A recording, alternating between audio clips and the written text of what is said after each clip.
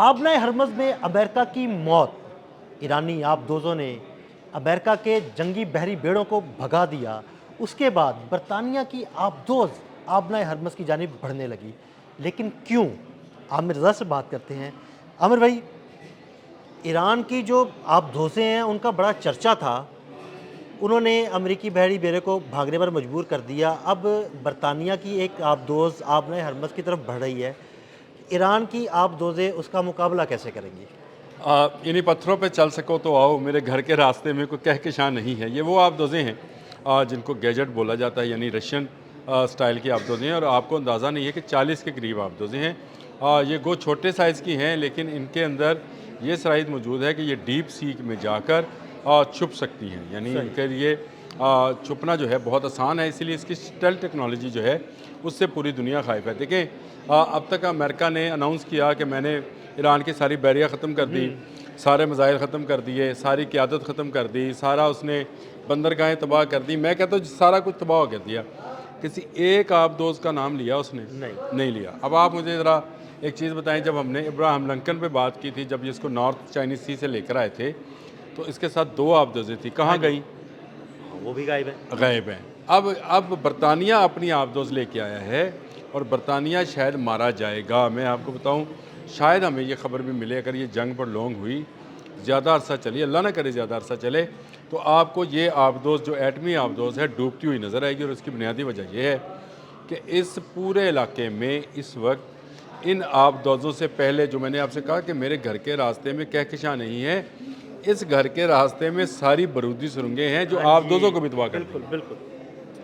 यही वजह है कि पहले अमेरिका भागा, उसके बाद अमेरिका ने मदद मदद पुकारा पूरी दुनिया में से, और फिर थ्रेटन किया, कभी जापान को, कभी बरतानिया को। बरतानिया वाले थ्रेट में आ गए, उन्होंने अपना अड्डा दे दिया, गार्शिया वाला अड्डा दे दिया, डिगो गार्शिया वाला।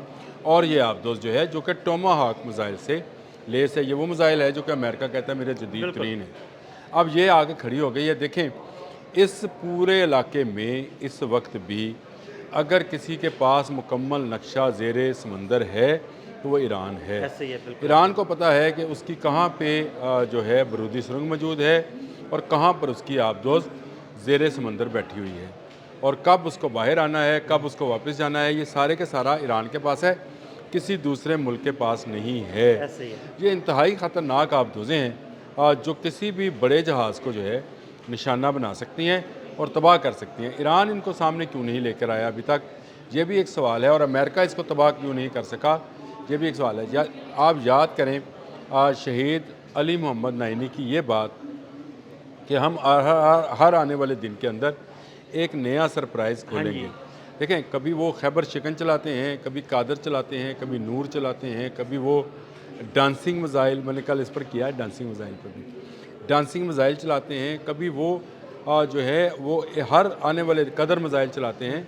हर आने वाले दिन के साथ एक नया मिज़ाइल इंट्रोड्यूस कराते हैं और फिर उसके ज़रिए से वो तबाही फैलाते हैं। बिल्कुल।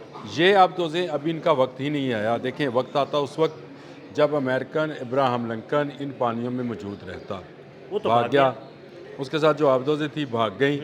बरतानिया को बेवकूफ़ बनाया है अमेरिका ने कि तुम्हारे पास एटमी आबदोज़ है, तुम उसको इसमें जिस आपने हरमज़ में लेकर आओ। अब बरतानिया फंस जाएगा। मैं आपको बताऊं, आने वाला वक्त साबित करेगा मेरी बात को कि बारूदी सुरंगों से बच गया तो इन छोटी आबदोज़ों से मारा वो नहीं जाएगा। मारा जाएगा, ये बिल्कुल नहीं छोटी बच पाएगा। आबदोज़ें मैं सिर्फ इसलिए कह रहा हूँ कि साइज़ में छोटी हैं, लेकिन ये इंतहाई मोहलिक ख़तरनाक हैं। है, इंतहाई मोहलिक है। ये इंतहाई गहराई में जाती हैं, और ये सिर्फ आबदोज़ें ही ईरान के पास बच जाएँ तो ईरान इस पूरे गल्फ़ पर और पूरे जो आबने हरमज़ है इस पर अपना कब्ज़ा बरकरार रख सकता है। ये मैं नहीं कह रहा हूँ, दुनिया भर का मीडिया जो है इस पर इस वक्त बात कर रहा है और कह रहा है कि ईरान ने अपनी अब तक 80% ताकत बचा के रखी हुई है, यानी जिसको इस्तेमाल ही नहीं किया उसने। जो 20% की वो ताकत है जिसको ईरान या तो तजर्बा करना चाह रहा था अपने मिज़ाइल्स का, या वो ये चाह रहा था कि ये मिज़ाइल जो हैं ख़त्म हो तो नए मिज़ाइल्स वो नहीं, उसने इंट्रोड्यूस। तजर्बात ही किए हैं, अपने नए कई कुछ मिसाइलों के तजर्बे किए हैं और वो तजर्बा का इसराइल है। और अब मुझे ये बताएं कि ये मामला जो है आबदोज़ों वाला, आपने बिल्कुल सही लफ्ज़ बोला कि ज़ेरे समंदर अमेरिका और बरतानिया की मौत छुपी बैठी है। अमेरिका तो खुद मरेगा ही मरेगा, लेकिन इसके साथ बरतानिया, देखें अमेरिका ने क्या ड्रामाबाजी की। वो इसराइल से कहता है भाई तेरे पास आबदोज़ है, अमेरिकी आबदोज़ हैं उसके पास भी, एटमी टेक्नोलॉजी की आबदोज़ें हैं, निकाल के ला। अब इसराइल से कहता तो इसराइल ने कहना था तेरी आबदोज़ें वहाँ पर मौजूद हैं, हाँ जी, बिल्कुल। तो मैं उनमें आबदोज़ें क्यों लेके आऊँ। तो फंसाया किसको, इन्होंने बरतानिया को फंसा दिया बरतानिया को। और उसने पहले इनकार किया था, फिर उसने इकरार कर लिया, यानी बरतानिया खुद देखें। ये प्रेशराइज हो गया बरतानिया। मैं आपको बताऊं, इस वक्त भी बरतानिया में मुजाहरे जारी हैं ईरान वार के हवाले हाँ, से। वो कहते हैं कि भाई बरतानवी लोग बाहर हैं, में क्यों कूद रहे हैं। इसमें एक गोली बरतानिया की तरफ से चली या एक मिसाइल ईरान की तरफ से चला, इसमें बरतानिया की मौजूदा गवर्नमेंट उलट जाएगी और वहाँ पर हंगामे इतने शदीद होंगे कि वहाँ खाना जंगी जैसी कैफियत हो जाएगी, दुकानों को आग लगा दी जाएगी। ये मामला छोटा नहीं है, अमेरिका नहीं संभाल सका, इसराइल नहीं संभाल सका, पूरी गल्फ स्टेट्स मिलकर यानी 13-14 रियासतें मिलकर एक ईरान का मुकाबला नहीं कर सकी हैं। तो बरतानिया किस खेत की मूली है ईरान के सामने। मैं इसलिए कह रहा हूँ कि ये सारी एटमी ताकतें हैं, लेकिन एटम तो इस्तेमाल नहीं होगा। अगर एटम इस्तेमाल होगा तो फिर तो किसी के लिए भी जवाब बाकी नहीं रहेगा, सब मुल्क एटम इस्तेमाल कर जाएंगे। हो सकता है ईरान भी इस्तेमाल कर जाए। अभी तक तो वो ये कहता है मेरे पास वारहेड नहीं है, लेकिन वो जो यूरेनियम है वो कहाँ पे है, हाँ जी, अफसुदा यूरेनियम कहीं ना कहीं तो मौजूद है ना। जिसका अमेरिका ने ये कहा है कि ईरान का यूरेनियम उसके हवाले किया है, ये उसने कहा है। हाँ जी, बिल्कुल। डोनाल्ड ट्रंप ने कहा यूरेनियम मेरे हवाले किया जाए, रशिया कहता है मेरे हवाले रशिया कह रहा किया है मेरे जाए। हवाले कर दे, बिल्कुल। ईरान ना यूरेनियम के हवाले से ना रशिया पे इतमाद करता है, ना चाइना पे, ना अमेरिका पे।